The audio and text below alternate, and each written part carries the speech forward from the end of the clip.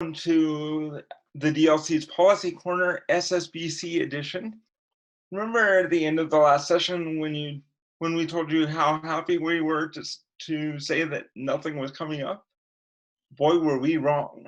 Starting on Thursday, the legislature is convening a special session specifically dealing with coronavirus issues.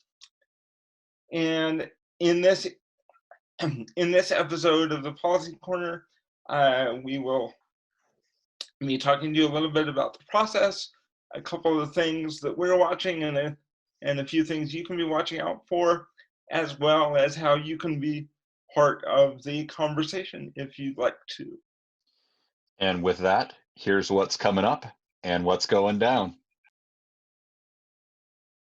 So if you are interested in following along the legislative session, the special session, as we're going with SSBC, you can do that via the legislature website, le.utah.gov, where you can follow along what's happening, as well as the session will be aired on UEN. If you would like to comment on bills, there is a form on the legislature's website. When you read the bill, there's a tab at the top that says comment. You could use that. However, we found from looking at it that one of the better ways to do it is just to actually email ssbc@le.utah.gov.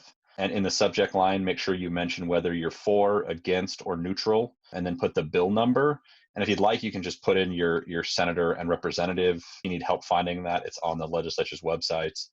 For those of you interested in watching the session on television, UEN is channel 9.2. If you want to contact your legislators directly, you can find their contact info on the legislature website, and probably email, text, or call is really, any of those are going to work during this virtual session.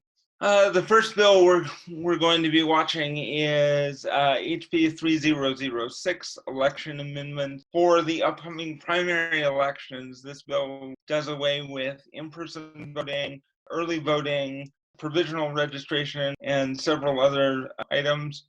We are particularly concerned in that we believe that eliminating, even though the bill says that Utahns with disabilities can request exceptions to the mail-in ballot from their county clerk, we have concerns that even this process will create obstacles and barriers for Utah voters with disabilities trying to exercise their right to vote privately and independently. Because of that, we are going to be working with legislators and state agency representatives to reinforce that the state has an obligation under the ADA to make it as easy as possible for all Utahns, including individuals with disabilities, to vote, and that the voters shouldn't have to take extra steps in order to exercise their constitutional right. The next bill we're going to be watching is SB 3002, Emergency Healthcare Access and Immunity Amendments. This bill does a number of things, but I think the portion of it we're going to be focused on is that it creates immunity for healthcare providers and healthcare facilities during this public health crisis for providing lack of care or non-existent care, and other instances of, unless it's an instance of gross negligence or an intentional act. I think from our perspective, as we're hearing reports both publicly and to our agency about what is happening inside of nursing facilities who would be given this immunity under this bill, I think we have great concern about giving immunity to some of these facilities. It seems highly problematic to be creating less oversight or less enforcement of problems that are happening inside of these types of facilities rather than more. I think we'd be seeking more at this point. So, we're going to be watching this bill closely and pushing to, at a minimum, limit who could get this immunity.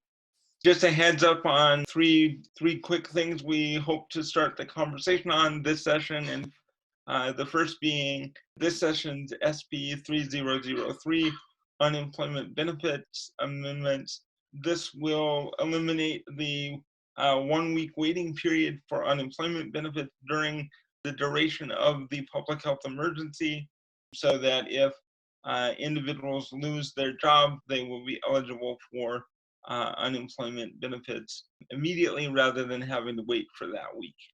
The second thing we're going to be talking to folks about is the need to make sure that not only are home health direct support staff and nursing home staff considered essential personnel, meaning that they can go to work, but that once they are at work, that they have the access to personal protective equipment and the other supplies and resources they need to make sure that not only they but their colleagues and clients are safe and healthy and protected throughout this ordeal. And the third item we will be working on is making sure that individuals with disabilities and all low-income Utahns have access to rental assistance to make sure that they are able to, if their income changes, they lose their job or something else in their life changes, that they're able to remain in their homes until things stabilize and get back to some sense of normalcy for all of us. As always, thanks for watching the Policy Corner. I think stay tuned for hopefully a few more episodes, or maybe not hopefully. We'll only have a couple. And if you want to follow along what else we're going to be watching and what's happening with the special session, feel free to follow us on social media, Facebook, Twitter, Instagram. We'll be posting there with updates, as well as go to our website, disabilitylawcenter.org. Where we have a whole page on the COVID-19 crisis, and you can see, kind of all the work we're doing around this whole situation. Thanks, everybody. Stay safe, stay healthy.